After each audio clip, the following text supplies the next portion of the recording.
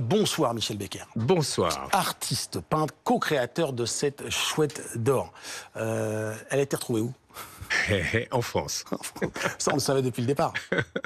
On va entendre ce coup de fil, ou coup de téléphone, pardon, où vous apprenez qu'elle a été retrouvée. Mais comment vous viviez entre la date, c'est-à-dire ce que l'on vient de voir, c'est-à-dire 93, 93 et ce coup de téléphone? Comment vous avez vécu l'entre-deux? Est-ce que vous viviez en vous disant ça va aller plus vite? Est-ce que tous les jours vous pensiez ça va être retrouvé ou pas? Il y a eu des périodes quand même extrêmement différentes tout au cours de ces 32 ans. Il y a eu d'abord une première période où mon co-auteur s'occupait de la chasse, c'était lui le maître du jeu.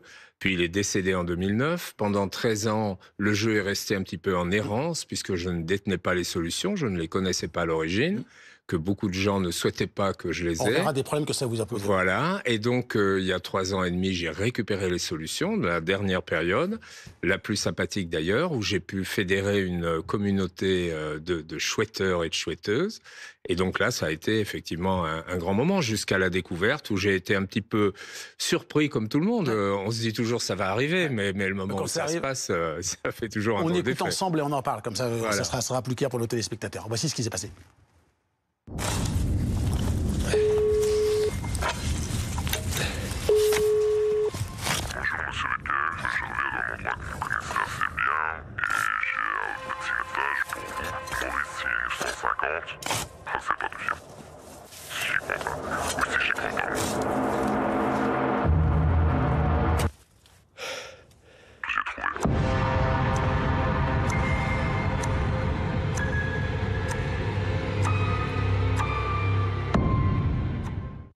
Alors, qu'est-ce qui se passe à ce moment-là? Vous réalisez pas, vous dites c'est la fin de la quête, c'est fini? Je réalise pas tout de suite. Ouais. En fait, le message a été enregistré sur mon téléphone pendant la nuit. Moi, je dormais. Le matin, je me réveille, j'écoute ce message, je me dis bon, encore un fada qui Parce qu'il y a eu plusieurs coups de téléphone et les messages sur les Minitel, parce que ça passait beaucoup de gens convaincus, c'était un peu une constante, je suis sûr de savoir où elle est. Et puis en prenant mon café, au bout d'un moment, je me suis dit mais il y a quand même un truc bizarre, c'est qu'il me dit le mot de passe. Oui, c'est ça. Et tout d'un coup, j'ai réalisé, je me suis dit mais il faut que je réagisse parce en fait, elle a été trouvée. Alors qu'est-ce qui se passe? Vous réagissez, qu'est-ce qui se passe ensuite? Alors, j'ai pris quand même quelques jours pour réfléchir parce que c'était un peu lourd pour moi de décider comment j'allais révéler les solutions, comment j'allais les livrer au public.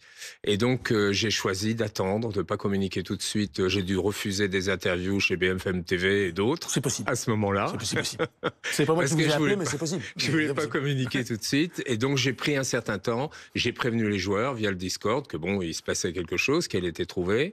Et puis, j'ai mis une dizaine de jours avant de faire un premier communiqué et lancer les opérations. Est-ce que vous savez combien de personnes, alors depuis le début, recherchaient cette chouette ou la cherchaient encore à l'heure actuelle, avant qu'elle soit retrouvée en octobre? Au moment où elle a été retrouvée, je pense qu'il y avait encore, je dirais, de par le monde, parce qu'il y a pas mal de pays finalement où il y a des chouetteurs, entre 50 et 100 000 personnes peut-être. Mais vous imaginez ce que ça représente d'avoir été à l'origine ou d'avoir repris, selon la position dont on se place, mais cette chasse au trésor qui est sans doute l'une des plus importantes, l'une des plus longues, qui a le plus mobilisé au Cameroun? C'est surtout, moi j'ai surtout la sensation de l'apprenti sorcier. Hein. J'avais pas du tout prévu que ça se passe comme ça. Pas du tout, évidemment. Et en revanche, la découverte que j'ai faite de la gestion de ce jeu, des échanges avec la communauté, m'ont apporté beaucoup de choses. Et là, m'ont fait découvrir tout un nouvel univers, celui des réseaux, celui des échanges, comme on les pratique aujourd'hui. Bon, j'ai bien compris que vous ne me direz pas ce soir où elle était. Mais est-ce que vous pouvez nous en dire un peu plus sur la personne qui l'a découvert? Est-ce qu'il est français? Est-ce qu'il était seul? Est-ce qu'il a recherché depuis longtemps? Est-ce qu'il s'était mis récemment? Quelles sont les informations qui sont dévoilées qu'il est? Parce que je sais qu'il n'a pas prévenu sa famille, si j'ai bien compris. Oui, c'est exact. Mais qu'est-ce qu'on peut savoir de Alors, déjà, il faut découvreur? savoir qu'il y a 2 personnes qui ont trouvé, qui donc cherchaient ensemble, et qu'ils ont souhaité un anonymat total, par crainte d'être un peu trop sollicités, ou voire même harcelés par des joueurs, parce qu'il y a quand même un niveau de passion et d'engagement de la part de certaines communautés de joueurs considérable. Allez-y, je vous laisse. Voilà, donc il y a eu cette peur. Et après, le secret est effectivement très bien gardé, puisque même dans leurs familles respectives, pour chacune de ces 2 personnes, qui sont de pays différents, qui ne sont pas en France, même leurs familles ne sont pas au courant de la découverte, au stade où nous en sommes aujourd'hui. Mais elle vaut plus aujourd'hui, parce qu'à l'époque, c'était 1 million de francs. Ça fait 150 000 euros. Oui, on va donc on va dire qu'elle est plus, que le modèle original est dans un coffre, il est protégé, et que c'est une copie qui a donc été trouvée.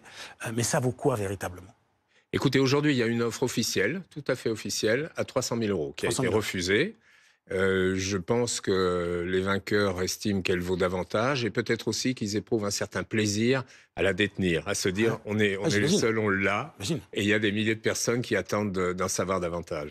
Donc vous avez illustré ces indices, on le voit juste derrière vous. Donc je lis, hein, quand tout est révélé, deux opponents cherchent les sentinelles, à 8000 mesures de là, elles t'attendent, trouve-les, il faut les passer en revue avec ces illustrations. Comment vous avez travaillé entre la partie écrite de l'énigme, l'illustration? Est-ce qu'il y avait évidemment des indices qui étaient cachés un peu partout? Comment vous vous êtes mis là-dedans? Alors, ne connaissant pas les solutions... C'est ça qui est important. Moi, j'avais ce qu'on a appelé un cahier des charges, en fait, quelques indications assez succinctes de la part de mon co-auteur pour intégrer des éléments dans les illustrations. Et surtout, comme le ferait tout artiste, je pense, je me suis laissé porter par les textes que je n'ai jamais cherché à décrypter. En illustrant ce que je lisais par la rosse et le cocher, ou voilà, la boussole et le pied. Donc j'ai représenté une boussole, un piéton, une rosse, un cocher, tout ce qu'on voudra. Je me suis laissé porter par ces textes et puis j'ai créé mon univers autour de ça. Qu'est-ce que vous saviez des solutions aux énigmes, aux 11 énigmes? J'en savais rien. Vous ne saviez rien du tout? J'en savais rien. On avait pris ces dispositions d'un commun accord au départ, puisque moi, je devais logiquement faire beaucoup plus d'apparitions au niveau des médias, étant quand même le sponsor de l'opération, finalement, un peu malgré moi, mais c'était comme ça. Et puis, ça ne s'est pas déroulé de cette manière-là. Donc, au départ, on avait dit, pour que j'évite de faire des gaffes, de me confier à des gens sympathiques qui me demandent comme ça, brûle pour moi, alors elle est où?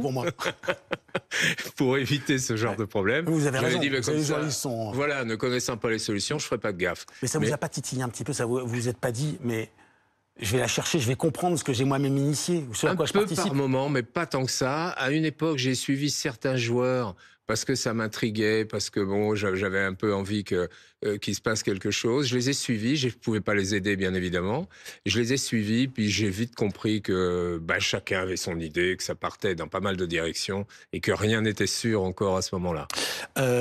En préparant votre venue sur le plateau, je me suis rendu compte à quel point à la fois vous aviez déclenché une forme de folie au sens sympathique du terme dans cette quête, mais aussi une forme des réactions, des critiques. Pire que ça, oui. Oui, des actions en justice, vous traitant d'imposteur parce que vous récupérez la gestion de cela après le décès de du co-créateur. Ça vous a surpris, ces espèces de déferlement de critiques, ces espèces de folie qui entouraient à la fois dans la recherche, mais aussi dans d'autres débats, dans d'autres critiques, dans des attaques, vraiment? On s'attend jamais vraiment à ça. Évidemment, ça m'a surpris un peu au départ. Après, bon, aujourd'hui, j'ai le cuir épais depuis le temps, depuis une douzaine d'années que j'ai des procès. Cela dit, bon, il y a des gens excessifs dans toutes sortes d'opérations de ce genre. La grande majorité des joueurs étant quand même des passionnés. On a souvent voulu les faire passer pour des huluberlus, un peu allumés, un peu échauffés du bulbe. Fou quand on regarde ça d'un œil extérieur, ça paraît un peu fou. Oui, ça paraît un peu fou. Mais en réalité, la passion de ces gens-là, c'est intégré dans leur quotidien. Et puis la chouette d'or, on y réfléchit en conduisant, on pense à des choses. Et en fin de compte, ce qui fait vraiment l'unanimité, c'est que tous les participants au jeu ont acquis des connaissances extraordinaires sur 30 ans, en cherchant dans des tas de directions différentes, des tas de sujets différents, et qu'ils en gardent aujourd'hui un souvenir extraordinaire. Ils n'ont même pas du tout envie que ça s'arrête. J'ai 3 questions avant de vous relâcher.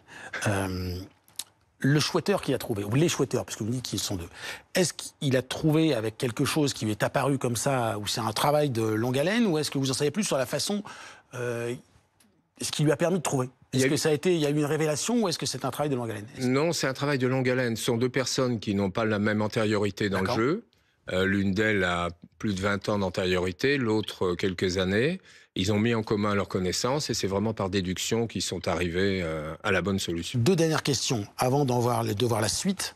Il y a une première suite qui est ce film. 2 mai 2025, la découverte de la Chouette d'Or dans 400 salles de cinéma en France. Ça sort partout en France. Qu'est-ce qu'on va voir dans ce film? On va savoir qui est la personne, où était la chouette, c'est ça qu'on va savoir? Alors on va savoir un certain nombre de choses sur la personne. En tout cas, on va pouvoir partager un certain nombre d'émotions.